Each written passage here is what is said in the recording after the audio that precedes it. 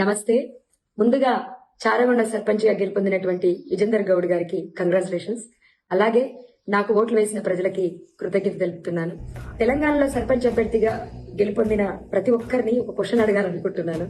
అనా, మీరు 5,000 ఓట్లుంటే కోటి పైన ఖర్చు పెట్టారు, ఎట్లా రికవర్ అవుతాయి? మాక్సిమం నెలకి 5 లక్షల పైన ఫ్రాడ్ చేయాలన్నా అవి రికవర్ అవ్వాలంటే. పోనీ రాష్ట్ర ప్రభుత్వం నిధులు ఇస్తుంది, మీరు పనులు చేసుకుంటే బిల్స్ వస్తాయి అనుకున్నా రాష్ట్ర ప్రభుత్వం దగ్గర నిధులు లేవు, మీరు పని చేసుకున్న బిల్స్ రావు. ఎట్లా రికవర్ అయితే? మీ ఫ్యామిలీస్ రన్ అవ్వాలి, మీరు మళ్ళీ వినాయక చవితులకు దసరాలకు పెట్టే అమౌంట్ కావాలి, మీరు సంపాదించేది పక్కకు పెట్టండి. ఇవి రికవర్ అవ్వాలంటేనే నెలకు 5 లక్షలు అవుతుంది. ఎట్లా రికవర్ అవుతుంది? నాకు అర్థం కావట్లేదు, నిజంగా చెప్తున్నా.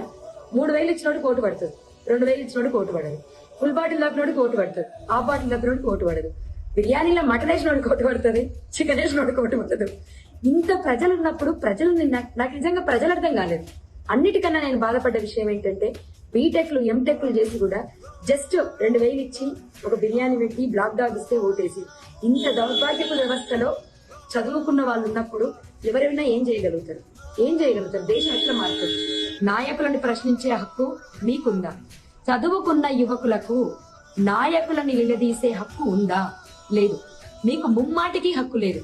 నిలదీస్తే నిజంగా చెప్తున్నా, అది మీ తప్పు కూడా. నేను చెప్తున్నా, ఏ హక్కుతోటి అడుగుతారయ్యా మీరు గెలిచిన నాయకులని?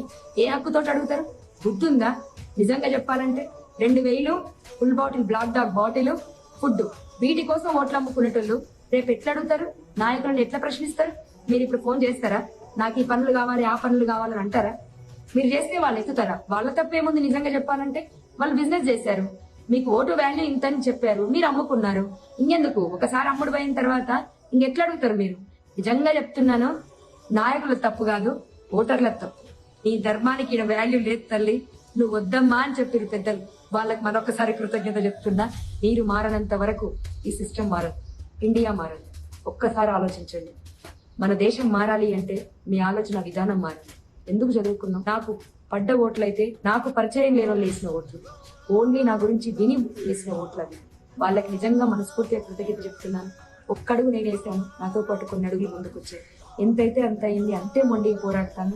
మార్పుకైతే ప్రయత్నిస్తాను గట్టిగా. చరిత్ర సృష్టించినోడు ఇప్పుడు ఆ చరిత్రని తిరగరాయబోతున్నాడు.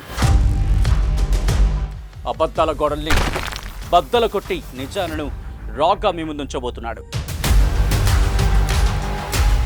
నిజమైన వార్తల కోసం వెంటనే డౌన్లోడ్ చేసుకోండి రా యాప్ని.